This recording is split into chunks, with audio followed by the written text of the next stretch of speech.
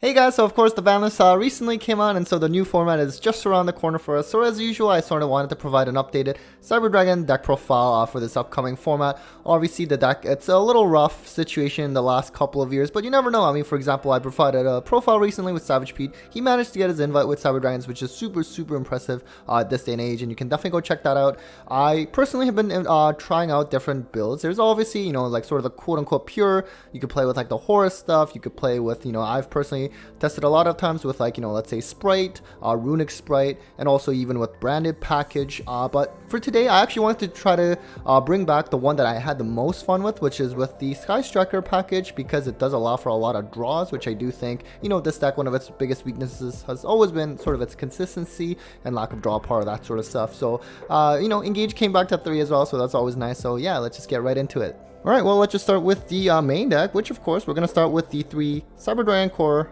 Realistically, the only good normal summon in the deck.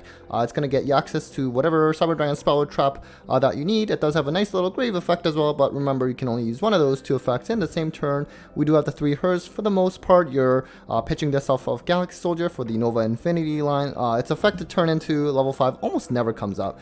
I decided to only play 1 Noxer. I usually play 2, usually when you're kind of meshing with other engines, like in this case Sky Striker stuff, and you want to cut down on some space, you can always put it to 1. We of course have the 3 OG Cyber Dragons because we are still playing the Machine Dupe variant in this list, especially when you have something like Thrust, say, that can search Machine Dupe, or let's say you have the Machine Dupe, but you need like the Baby Dragon, you can search Cyber Emergency. I think it's always nice to have these original guys there, especially when you're also playing Clockwork, which is nice for contact fusing even in today's game. The double Galaxy Soldier, for the most part, I think this has always been a 2. Some people like to play it a 3. Realistically, do whatever you're more comfortable with. And then of course the 1 Jizukuru, it is searchable in Cyber Dragon, so being able to essentially go over whatever kind of negate. Of course, we actually lost a lot of Omni negates with Baron and Savage being gone. Appaloosa can still be an issue unless you specifically open original Cyber Dragon, or you can expend your Cyber Emergency on original Cyber Dragon to just contact fuse it away. Otherwise, Jizukuru is nice to have, and you can always contact fuse it away as well, or if you play Anima, you can always suck this up as well. Moving on to the spells, and we have a lot of them, and it's a good thing Anti-Spell is now limited on this next list, because it should have been honestly gone from the beginning. We do have triple Cyber Emergency, really strong, and then you of course have the 1 Repair Plan. For the most part, as I mentioned, you're probably searching Galaxy Soldier, but sometimes you can search out Jizukuru as well. The 1 Cyber Ref system, this can be kind of nice, especially nowadays. Also, when you have something like SP, you can kind of at least go into that pretty easily because of Ref system. In the grand game, you can also revive Naxxer, which can come up to kind of enable like your Rampage as well as Nova Infinity play. Overload Fusion, speaking of Rampage, this is of course really strong in terms of OTK. Realistically, a lot of times you might not even need this because now you have access to something like Duality, which gets you 2 Chimera Tech Rampage as well. But Overload Fusion, another card you can search off of Thrust as well, which actually does kind of come up, and we can talk about Chimera Tech Rampage later. Triple Machine Dupe, I honestly was considering maybe playing this at 2. You could argue maybe even 1 because of Thrust, but at the same time, I don't want to be too reliant on Thrust to get access to the Machine Dupe line, because I really want to be able to use Thrust. It's, it should be flexible to be able to search whatever you're missing and not necessarily heavily focus on getting 1 specific card, at least in this deck, because you still have something like, you have this, Cyber Emergency, let's say even something like any of your board breaking power spells, and on top of that, you even have something like Engage, which is really strong. And then you also have Clockwork Knight. This I think is really strong at 3. It can conflict with Machine Dupe if you were to play with this first. Now you could say, hey, well, make sure you use Machine Dupe first all the time. It's not really that straightforward though. Sometimes you have to like bait out certain kind of interruptions with this, but at the very least you did lose Savage and Baron, so that's actually kind of nice. I think the sequencing might get a little bit more straightforward, and Clockwork Knight just being able to contact fuse away everything is kind of nice mechanic to have when it doesn't typically trigger most cards. Some cards it will, I don't know, something like Avramax has always been a classic example, but at least no one's really playing that anymore. You have 2 Duality, usually you play like 3. Again, I was trying to kind of condense it a little bit, so I just felt, whatever, I'll at least play 2. I really like this card. I do think that it's absolutely fantastic, especially it enables easy OTK, so you don't really, personally, I don't really like playing the Powerball line. You can, it's totally up to you, it's your preference, but I felt that, it's probably okay. And then just the 1 Overflow, I have not been main decking this for quite some time as the Yu-Gi-Oh! Like the game has developed over time, but I do think that, you know, it has a little bit of grind capabilities again, especially thanks to something like, you know, SP, even Chaos Angel and Overflow being able to kind of pop after you do try to break through some boards. It's actually kind of nice to have. And then, of course, the new cards to, well, not really new actually. It's something I've tried before, but I really like playing Engage. I need to buy the third Engage now that it's unlimited, so I will get on that. Sorry, it is the weekend, of course. So I think Engage is really strong in terms of it's as a going second deck, like Sky Striker, for example. You know, being able to search whatever you kind of need. Like at the time I originally played Striker package, it was because of Cashier format and they had a Rise Heart, and that was so problematic to Cyber Dragons because you would not be able to contact fuse, for example, or even use a soldier play if you're under Rise Heart shifter kind of effect. But nowadays, even then, I think just being able to draw additional, because you have so many spells in this deck, I just find the draw power is super nice to have, especially in a deck that struggles with consistency. I'm not playing that many Striker spells. It's more like one of each, essentially. The Widow Anchor, just to be able to negate things. So, you know, something like Appaloosa, as I mentioned earlier. This is, of course, just to go into Kagari. This is just like a nice little pop to have. Potential backward removal, too.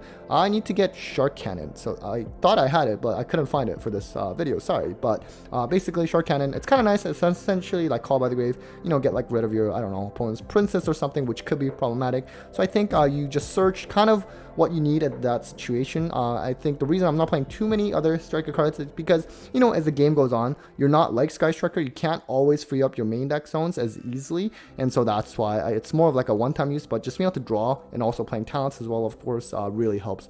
The 3 droplets, nice that we don't have to deal with a lot of Omni Negates anymore, but droplets always nice, especially in Cyber Dragons when you're trying to like also deal a lot of damage and you don't really ideally want to play Dark Ruler, and in this format I don't think you really have to, especially at least not in the main, and so just that stat modification is nice. And of course the MVP in this deck is Thrust. There's a lot of different targets you can search, as I mentioned earlier, and you have all these board breaker power spells. You have also now Engage, you have Machine Dupe or the Cyber Emergency to start your Cyber Dragon plays.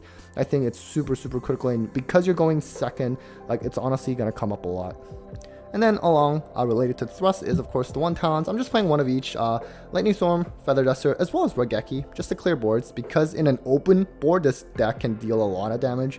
Sometimes, ironically enough, it can struggle going against high attack monsters, and that's why, you know, Regeki can be nice. And you know what, I'm actually just main decking a Rivalry because it's actually pretty strong, obviously, against something like, let's say, Fire King Snake Eye, or I mean, I guess against pure Snake Eye was a lot better. But anyways, Branded Despia is probably going to be also very popular going into this new format, and Rivalry just absolutely cooks that deck. I know because I played Branded Despia for the past over years straight now.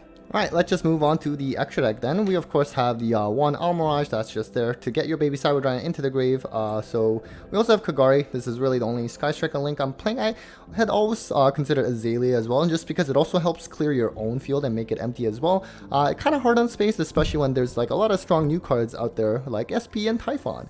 The Seeger, this doesn't come up that much, but you know what, as I mentioned earlier, sometimes funnily enough this deck can struggle against like higher attack monsters, and this is what enables you to get over that because it'll help you get to like 4200-ish usually. We do have the 1 SP. I do think that this card is actually quite good. While not Verde Anaconda, it's nice to have another Link 2 that can serve as like an interruption, because this deck can always make a Link 2 pretty easy because Nova can like special summon and everything. So and in the grind game rather, it's nice to have.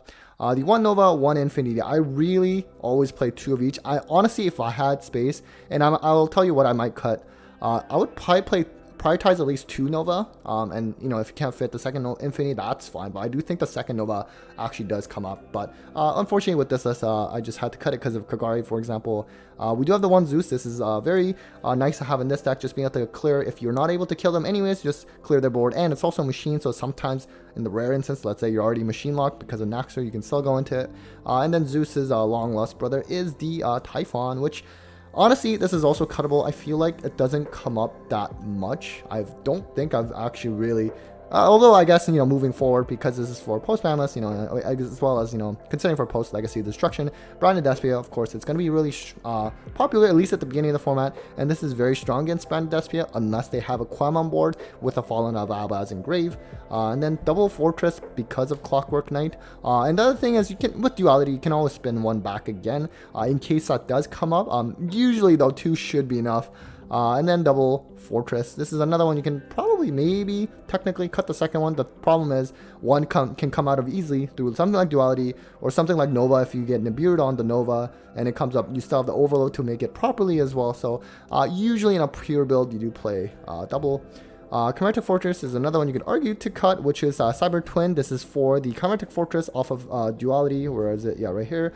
And it does come up, and because, you know, this deck can really cause a lot of damage in a hurry, so I do think that, you know, it's really fun to play it with it, but really is also another cuttable card. The other one, I don't have it right now, is Chaos Angel. This card is actually quite good in Cyber Dragons, not because of the 2 level 5s to make it, but it's actually more so the something like Cyber Dragon Core as well as Chimetic Fortress, which is 2 and an 8, and that makes the Chaos Angel, but it's also using light and dark that way, and it becomes really, really nice in this deck to have, especially again, going second, you're like banishing cards as well, so I think it's really strong. Chaos Angel is definitely worth playing in this deck, and I need to get one myself. And finally, onto the side, we play more hand traps for the side, which is something I've been enjoying lately in terms of branded as well. I like to putting the hand traps on the side.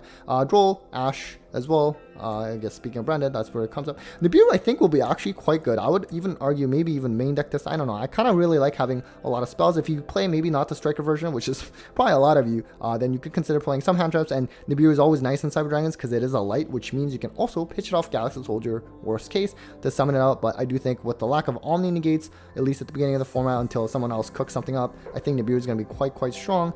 This deck does kind of struggle against back row. So, you know, Cosmic's always nice. And then, of course, you also have something like Evenly Match, just because while it sucks not being able to do damage, some boards you really do want to just clear everything. And again, you do have 3 thrusts. It should be hopefully live to get you access to the 1 thrust. And then just some other hate.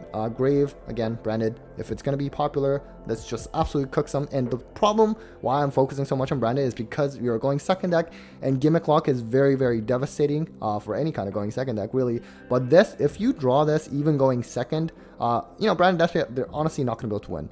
And then, of course, debury it because not only for branded builds, but you know what, moving forward with like Legacy Destruction, with something like Tenpai Dragon, calling Synchro, it's not amazing, like it's not a game ender, I know that for sure, but for now, we are playing Thrust, so in case where we are going first, or forced to go first, you might still want to try this out, because it is one of the better debury targets. Alright guys, so that was it for the Cyber Dragon deck profile featuring some Sky Striker cards, just because I do find that it has been the most fun way to play, for me at least, in the last little while. So definitely let me know in the comments, you know, how you like to play Cyber Dragons, you know, pure, Horus, what have you. There's a bunch of different ways you could play it. Obviously, all of those variants, it's still going to be a little bit challenging in the current day and age, but at the same time, I don't think it's hopeless either. As mentioned at the beginning of the video, you know, I think there is still some potential to at least be able to get your invite to something like the NAWCQ, even with a deck like Cyber Dragons. But anyways, huge thanks to all of you for watching. Big thanks to my patrons and sponsors as always for the continued support, and well, take care guys.